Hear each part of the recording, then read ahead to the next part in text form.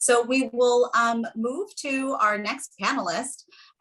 We are thrilled to have Michael join us to moderate the next panel, and I will hand it over to you to introduce. And just as a heads up, so that you all know the pressure that comes, yesterday when we polled the audience, ESG was the #1 hot topic in the ranking. So with that, Michael, over to you.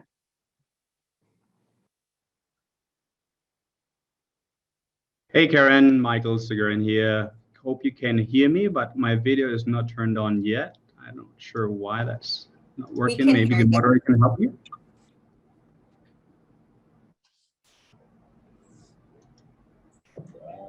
Ah, there you go. Technology.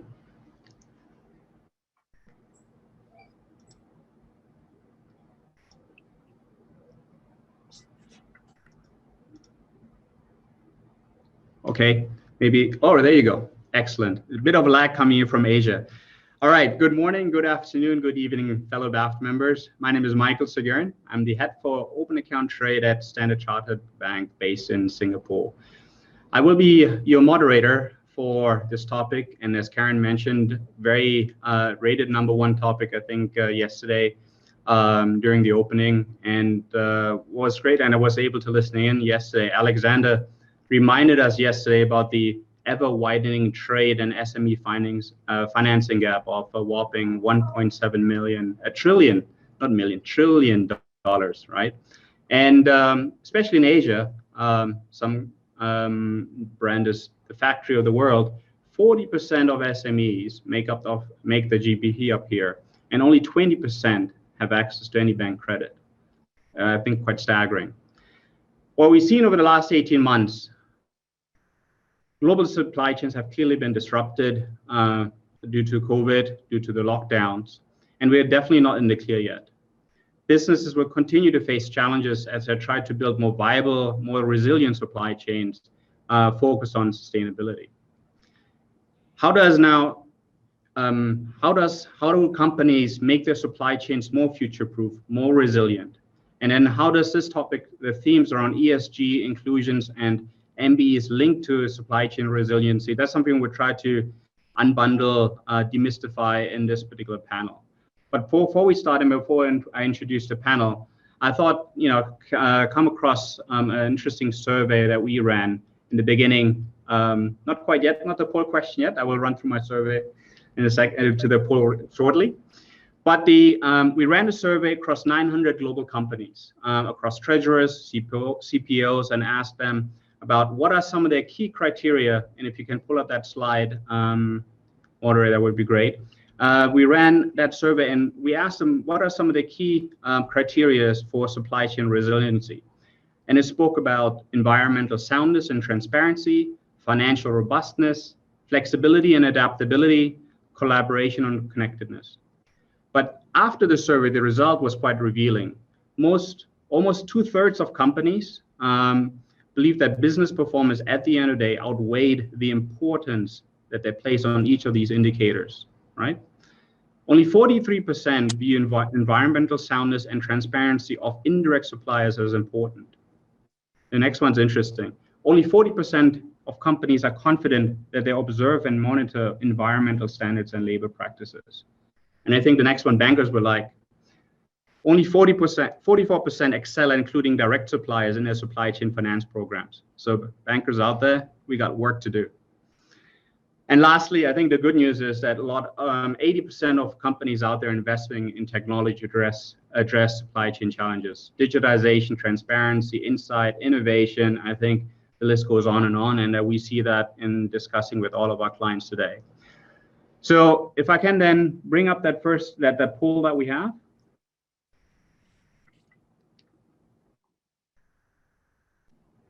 Thank you.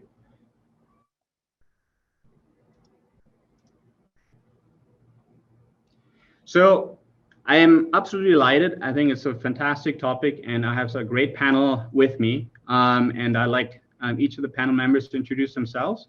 Maybe I can start from my top left, Parvaiz. If you can go first. Thank you, Michael, and good evening, good morning Good afternoon, everybody. Delighted to be on this panel. I think ESG is a forefront topic, and I'm sure you will not be disappointed with our session today. My name is Parvaiz Dalal. I'm based in London. I manage the Citi supplier finance business, which is part of the entire payable finance vertical. So I manage the entire payable finance vertical on a global basis for Citi. So that's my background. Thank you, Michael. Thanks, Parvaiz. Can I flip over to Ken? Thanks, Michael. Great to be here, and yeah, looking forward to this discussion. So my name is Ken So. I'm the founder and CEO of Flowcast, and we are a fintech startup that is modernizing SME credit using AI and machine learning and alternative data. And I'm based in San Francisco. Thanks, Ken. And last but not least, Jonathan. Thanks, Michael. Hey, everyone, Jonathan Vojtecky with Bank of America. I'm one of the sales origination and structuring managers for our global trade and supply chain business here in North America, primarily responsible for our large corporate vertical. My team provides liquidity, working capital optimization, and risk mitigation solutions to our large cap client segment. Excellent. Thanks, Jonathan. So what we'll do instead of, thank you. There you go. Interesting outcome of that poll question. 5 to 10% of the budget are currently invested. All right. Will it be interesting to see over the next couple of years if that investment percentage increases into ESG. So we set up this panel and really trying to share best practices, insights, and learnings that I think all of the members here at BAFT can learn from, and real case examples in terms of how inclusion, how ESG has been implemented. I think that's best by showing applications, showing real cases, rather than just talk about some of the principles around it, right? And I think Christian yesterday mentioned ESG being the new kid on the block. And I feel a bit reminiscent about 15, 20 years ago when we started implementing our first supply chain finance program, what kind of watershed event that was. So maybe I can start with Parvaiz on your side. And if you can share some of the industry or some of the best case studies that you guys walked through and implemented, and share with the audience some of the insights. Thank you, Michael. Look, I think and I agree with Michael, if you go back 5-7 years, supply chain was not even in the radar for ESG and sustainability. And most of the corporate, when they were talking about their charters around sustainability and ESG, they were looking at large investments and looking at the projects which could deliver alternate ways of energy and saving and inclusion and all of that. And now, fast forward today, thanks to COVID, I think the sustainability and ESG agenda has been incorporated into the working capital flows. And we as a banker has been asked to deliver what our clients are seeing, how their counterparties are performing on their sustainability standards. So we at Citi, I think I can share very transparently, we looked at it more structurally and want to address it on a global basis through a very automated, solution, rather than looking only at a deal-driven or a transactional-driven sustainability angle. And we have invested dividing our technology into two parts, right? One is where we have the commercial flows, and the other is around sustainability embedded into the flows and segregate them. And when you look at that infrastructure creation, it requires multiple data points. And the data point starts with your clients telling these are sustainable flows. And then you would obviously require, as a bank, we have agreed that we will be required to do a recertification when we bring that flow into our environment, parking it on the sustainability side. And I think that's a big step change in the way we operate. And then we have thankfully we have 5 or 6 cases up and running live. This is the first year of our journey on the sustainability. So don't ask me how it performed last year versus this year, because I don't have the data set to compare. but there is a lot of interest and discussion around our clients to move towards sustainable supplier finance as a start, and identify a universe of their counterparties to be popped into the sustainable portion of the flows. And that requires recertification by a bank like us. We will recertify them, we will bring them into a different universe. And that recertification process is not a one-time exercise that we would do. We would do it, on an annualized basis to recertify them every year, because obviously this is not a perpetual certification. And we have some of the transactions in the press, got some awards, thankfully. That was not the purpose of doing the deal, but I think in the hindsight, when submitted, we got the award, right? So we have clients like McCormick, which has a large supplies from Vietnam. IFC participated into that structure, and we kind of segregate that flow into two parts, as I mentioned. Henkel, another very good example.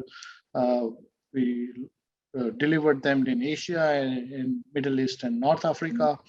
And many such examples are there out in the press, which we kind of share it very transparently, and many more to come. I think, Michael, this is where the work that we have done, obviously.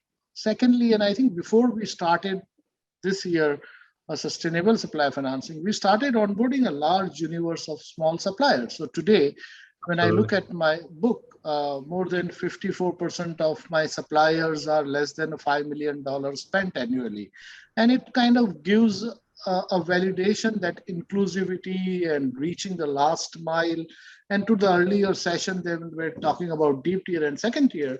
This is a critical shift in the way we are looking at our businesses, because now we are looking at a more diverse set of smaller counterparties rather than concentrating on a large big supplier.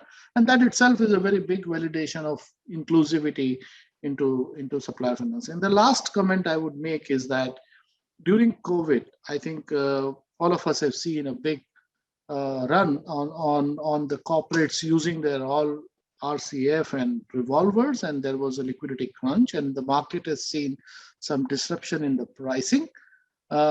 And obviously, it validated that the banks like us, which has much deeper balance sheet and a much longer view, sustained that in a very systematic way to continue funding each and every supplier on time without taking a knee-jerk reaction of changing the path. And I think that's a great validation of how sustainability should be looked at it. We all look at environment, social, and green, but I think at the end of it, we all have a collective responsibility to make sure that our clients' supply chain are not disrupted, whether it is market aberration, economic downturn, or supply chain shift that we are seeing today in the market, resulting in from onshore, offshore to a friend or an ally shoring. And a bank like us play a very critical role in creating that environment to our clients to retain that continuity in their businesses. So that also is an integral part of IC sustainability in our DNA. Very good. I think, Parvaiz, you already covered so much ground, but let me also flip, and you talked about that a bit, around that last mile of suppliers, the inclusion element of it. And I want to flip to Ken, because I think you guys do some phenomenal work around the unbanked, around the last mile of corporates or companies or SMEs that don't really have any access to funding, financing. Can you provide your insights, what you guys have done? Yeah, absolutely. So, our mission is really to help bring financial inclusion to small businesses. And so we launched a product called Tilful, which is a modern business credit platform specifically for small business and micro SMEs. And really to help them, help these small businesses achieve access to credit and fulfill their full potential. Just kind of looking at the backdrop, right? A lot of these small businesses tends to be, sole prop or single member LLC, particularly in the U.S. And more specifically, if you look at minorities, which makes up 40% of the U.S. population, but only 29% of small businesses.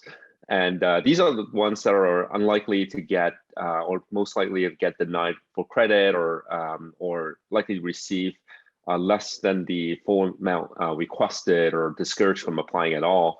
Those are the ones that we wanted to help. And but the way we approach the problem is really through access to data. Because fundamentally we are an AI company. We want, we are looking at how do we leverage and access these alternative data to have a better risk assessment of these small businesses.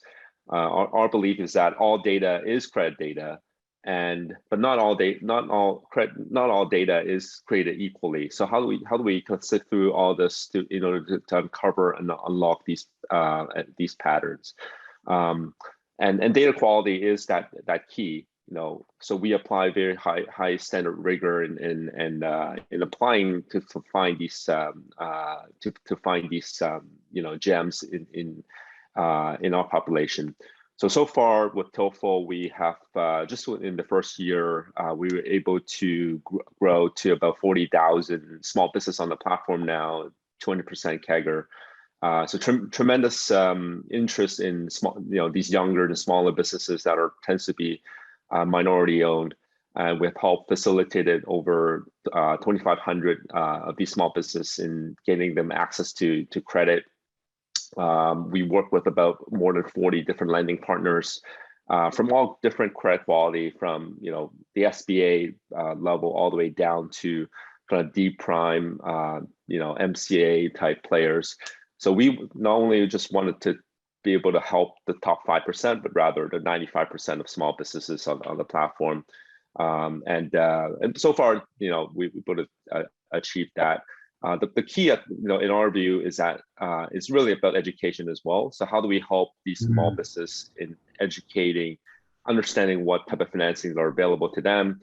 What are some of the terms and costs? And a lot of times we find that there's a bit of an unrealistic expectation coming out of the small business that we talk to on a day-to-day basis, whether that's in terms of the amount, the payment terms, the product types, and so forth. So those are the things that we kind of work with them on a day-to-day basis and really kind of try to help them.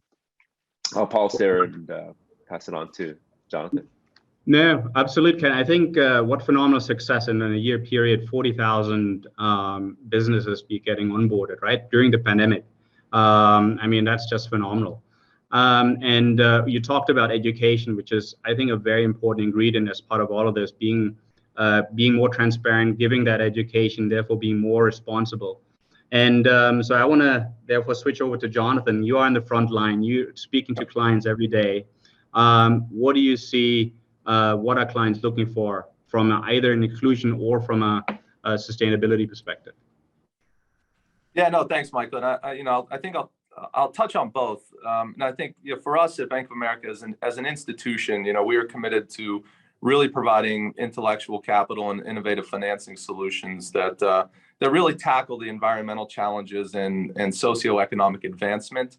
That is really focused on diversity and inclusion. And from a trade finance perspective, I think, as you all know, that means incorporating ESG standards really as an add-on across the entire trade product suite, right? So from existing vehicles such as supply chain finance, guarantees, commercial LCs, all the way through to other forms of financing solutions to really support environmentally friendly projects, as well as to help our clients and their commercial partners to collectively achieve their broader ESG goals. And I think for us, we have a number of relevant examples across the product suite and the globe that I think are very important and critical. But there are two specific examples I'll talk quickly about. And anytime I talk about ESG, I really think it's important to focus on the holistic approach in terms of how we are thinking about both the E on the environmental front and the S on the social side. So to piggyback off of what Ken was saying, I'll start with the S. And I think, our focus is really on finding, opportunities to positively impact diversity and advance racial equality and economic opportunity, right? And I think broadly speaking, we want to embed diversity and inclusion into how we think, act, and operate with our clients. And one of the critically important ways to really achieve that goal is to just lean in and lend more to minority and women-owned business enterprises, right? So in late September 2020, Bank of America issued a landmark $2 billion Equality Progress Sustainability Bond.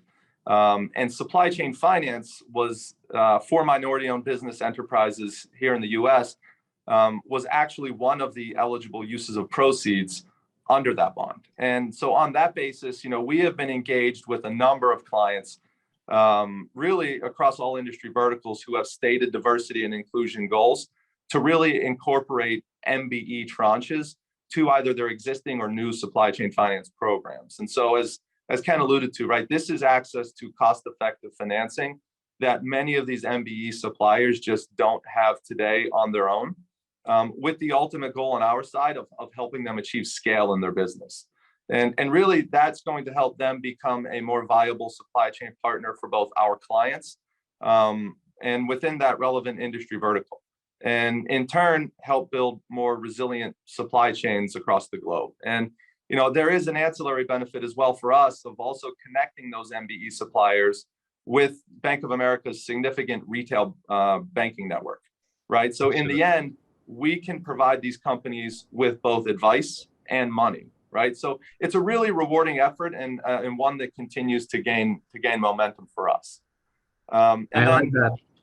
yeah, and then just quickly on the environmental front, listen, I think we're all talking similar language here in terms of what we're looking to do on the environmental side. And sustainable supply chain finance is, a prevalent topic. Obviously, we're talking about it here today. And, one of the recent deals that our APAC team actually executed with a Fortune 500 company that really was aimed at helping that company make progress across really 8 defined sustainability goals, ranging from year-over-year targets to reduce greenhouse gas emissions, right, to a certain percentage of chemicals it purchases conforming with their ESG guiding principles, right? And so that company wanted to further broaden and deepen that ESG initiative.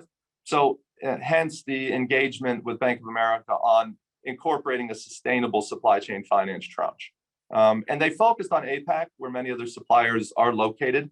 So I think they saw an opportunity to really incorporate ESG and improve both their processes and just drive change within their global supply chain. So, for us, I think what's important, and Parvaiz mentioned this as well, is, these suppliers need to meet externally validated ESG criteria in order to receive a more favorable rate on their early payment of invoices, right? So you have an independent monitoring firm that is involved helping to score those suppliers. The higher the score, the better the terms, right?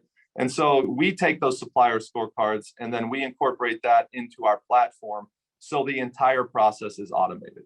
And the company's seen a tremendous amount of success. 80% of their suppliers in the region are engaged with the third-party monitoring firm. And obviously they're hoping that number will increase over time. But I think it's been really rewarding, and I think the company's continuing to see a benefit both in terms of meeting their sustainability goals, but also I think broadly speaking, looking at the environment and the local communities in which they operate.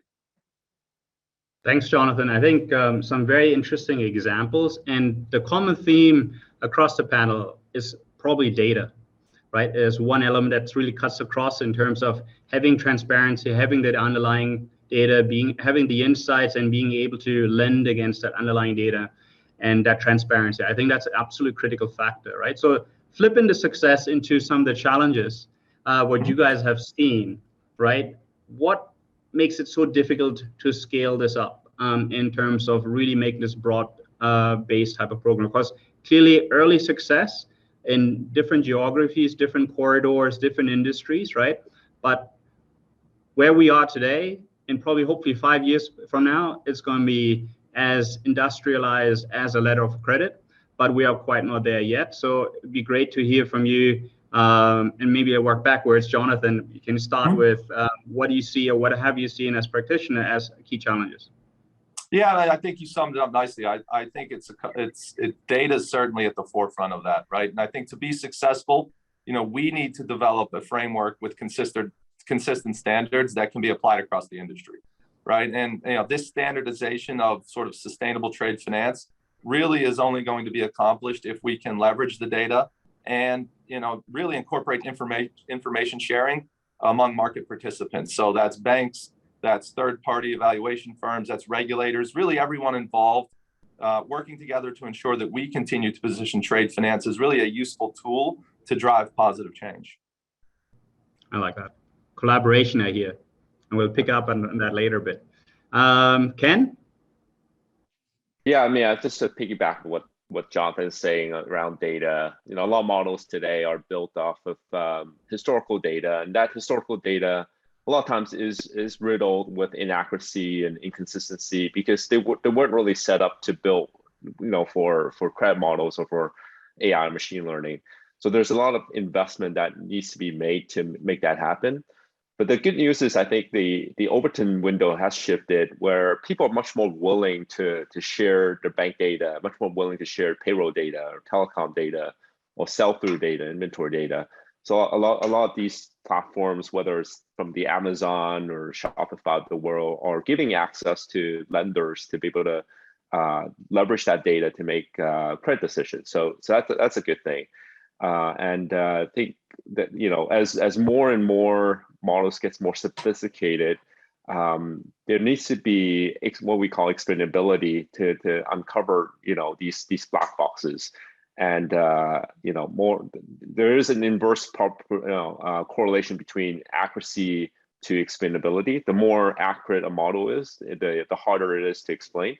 But the innovation that's happening in this area is starting to really be able to open up to, I think more sophisticated decisions to be made. So I think we're pretty encouraged, the direction that's happening. But there's going to be a level of investment that needs to be made from a data infrastructure standpoint. Absolutely. And just think about all the data that we on the banking side sit on in terms of payment information, payment data, all those rails. And then if you think about obviously what sits in the corporate supply chain in their ERP with regards to data, if you bring all that together and see that performance history, so folks like you would obviously salivate around that and be able to do a lot of good things, right? And Parvaiz, I want to actually now flip over to Q&A because I think we're getting quite a number of new questions coming through from the audience here. And Laura asked a very interesting question. How do the banks measure ESG type of flows? What are the requirements? For example, recertification or certification, you spoke about that a bit. And the banks what are the banks requiring from clients? Yeah, that's a great question, Michael. And so I think, let's break this into three parts. One is that when you want to certify a universe of the suppliers or your client into sustainability, you start with your client sustainability agenda and share and have it in front of you as to what the client sustainability goals are. Then you waterfall that with a recertification agency, because we are not expert in looking at whether there's an alternate power plant or whether the waste is low or whether the emission is reduced or, whether minority owned businesses, to Jonathan's point. So I think we need to have expert in this field to recertify and confirm that these counterparties really stack up well from a sustainability charter that the client has shared with you. So that is a key determination, because it is also the responsibility of an institution like ours to reconfirm. Not that we are not trusting our client. I think we certainly trust our client. That's the first data validation point, but we will need to recertify them. And that is the process that we need to adopt to kind of differentiate and identify which counterparties are meeting what percentage of the sustainability goals that the client has shared. Of course, this is part of the overall, as an organization, as a Citi, we are very big on sustainability and we have our own targets and, to accomplish, because our CEO, Jane, has made very clear that we want to make the world a better place and support green and all the sustainability parameters. So we will also look at it from our lens perspective, but I think starting point has to be the client sustainability goal and then follow up with the certification process. Now, as I mentioned in my opening remark, the certification process is not perpetual in nature. So you will have to refresh that to evaluate what happened, at a frequency before and now, and have there been a marked improvement, or has there been a consistency or a deterioration? If there is a deterioration, you will shift them back into either the commercial flows or into what we call is a red universe of sustainable suppliers, which can then over a period of time be tracked and move back to sustainability. So that, I think the process has to be there, Michael. So to your earlier last question, which you asked Jonathan and Ken about challenges, I think this is where the challenge is, right? To kind of recertify them and renew them and keep investing. That's an investment which we have done consciously, because I think that is where the world is moving towards. So we are at the very beginning stage of that development, and as we evolve further, there would be a lot of progress that we will make and find better tools to to deal with this process. Absolutely. Thanks, Parvaiz. Jonathan, there's a question on collaboration and the Q&A, and I think you spoke about how important collaboration is around data.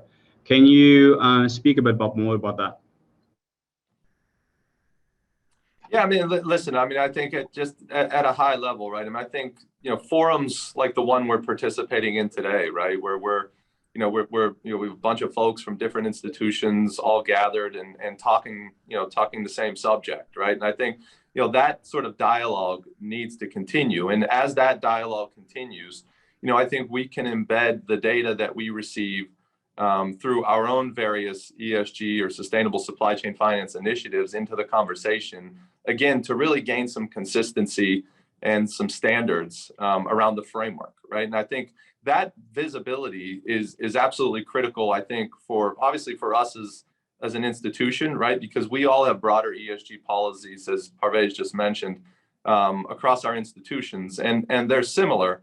But ultimately, we need to ensure that whatever we're doing with our clients on the sustainable side needs to flow back into that and fit within those broader ESG policies of our firms. And so, for me, if we can all collectively sort of share data and share experiences that we obtain and the data that we obtain through our engagements with those third-party evaluation firms, then we're in a real position to start developing some standards. But I think the use cases need to increase, and we need to see that applied broadly across a number of different industries in order for us to ultimately get there. It took us, I think, as an industry, some almost 20 years to create some standards around supply chain finance. Let's hope the standards around ESG with regards to supply chain don't take another 20 years, right? And I think we all here as practitioners can definitely contribute to that, to definitely accelerate that, right? Ken, there is a question around, this comes from Gij. Will clients or FIs turn out to be the driving force towards ESG inclusion compliant supply chains? Be interested to hear your sense, because obviously coming from a non-bank. Yeah, I think, I mean, just to add to kind of Jonathan's point about collaboration, and then how this could relate to, kind of this driving force towards, inclusions and so forth in supply chain.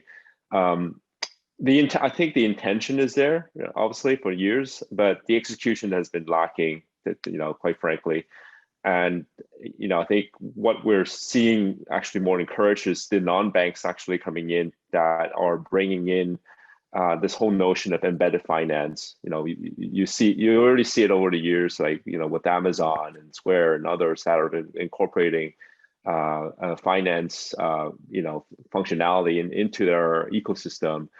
And that's going to be the continued trend. Now we're seeing a lot of B2B type marketplaces and platforms that are embedding lending now into their platform. That is kind of what's going to be the next big thing that's happening as these non-banks are adding in these financial stack. Next thing you know, they'll be adding crypto and wealth management and so forth. be looking more and more like a bank. And so, as more and more banking as a service, democratizing these services, their customers are not going to be the traditional FIs. Their customers are going to be the non-banks because they already have the clients, they already own the relationship. So adding on these financial services is an obvious thing for a lot of them. So I think that is going to be one factor that is bringing more financial inclusion to their supply chain at both a kind of a closed system level. But I think that then it's up to the bank to kind of compete in that type of environment. How do you kind of compete it when a lot of these younger companies are moving more and more towards the non-banks? There was a stat that, and this is more in the U.S., where when they look at the average age for, say, community bank clients, they're over 50 years old, and average age of a credit union, they're like 58 years and plus. So how do you attract the younger, the Gen Z, the millennials, and that's going to be, I think, the one of the challenges for FIs. Thanks, Ken. I mean, it looks like our panel here is going to be able to speak another 2 hours, Karen, but I think we need almost wrapping up here. So I appreciate Parvaiz, Jonathan, and Ken, in 30 seconds from each of you, some of the closing points from your perspective. What's your advice? How do you see ESG inclusion started in your organization? Parvaiz? Yeah, Michael, I think it's a very, very important initiative from the top of the house that has found at the operating level and at a client level an equal interest and a strong participation. The industry, if I look at an industry, I think the industry has already evolved into bringing sustainability, whether you call it environmental, social, governance, minority inclusion. There is the whole charter around the parameters. If I go and walk into a supermarket, I just see a milk brought in from authentic organic source, I will pick it up rather than a artificially processed product, right? So it's a consumer behavior which has kind of forced the company to change the buying pattern, and the entire working capital flows has evolved to bring in that sustainability. So either you are in that or you are out of it. You cannot just be sitting on the fence and watching this transition. So we have to make it work. I think to your point, we will talk about it in not 5 years from now, maybe 2 years from now, and say like 80% of my flows are sustainable, or that would be the number we all will be flashing in 2, 3 years or 4 years time. So it's a future. It has started, and thankfully COVID has made it more, I would say, forceful and the way to go. So that would be my closing remark. Thanks, Parvaiz. Ken? Yeah, I think just back to the data point, really kind of the acceptance of alternative data is going to be key, beyond just the financial statement. I think that's going to currently, that has been limiting access to capital for decades. The willingness to leverage open banking data, willingness to leverage telco data or payroll data. I think that would open up a lot of doors for financial inclusion in general to these younger businesses that historically have been shunted out. Excellent. And Jonathan? Yeah, no, listen, I think it's really easy for all of us and to really talk the talk on ESG. But I think it's really great to see and hear examples of clients really stepping up and to the plate and embedding ESG criteria into their various trade finance vehicles. And I think that's going to help ultimately, as I mentioned before, build resilient supply chains, and ultimately do what's socially responsible, right? But I think broadly for us as an industry, I think what we can do with data and creating some standardization around this is really create an investable asset class, right? That I think that we investors can start to deploy more capital to really address environmental and societal issues. So, for me, I think ultimately as this matures, I think that's going to be a very critical offshoot for us broadly as an industry. Thank you, Jonathan, and I like that. And I'm just going to keep it very simple. Shamelessly copy. There's so many good case studies out there, so many good industry examples out there. I think it's for the greater good. This is not for some element of profit or bottom line. This is really for the greater good. It's about inclusion. It's really driving for the better of the environment, for social support. So I think for me, it's quite simple, right? And really at the end of the day, it's really going to advance our, desire and aspiration for supply chain finance, and which is, I think, really ushers in SCF 2.0 and putting on the ESG lens in. So with that, hand back to Karen. Thank you so much. What an exciting and dynamic panel. And thank you so much to our audience for so many questions.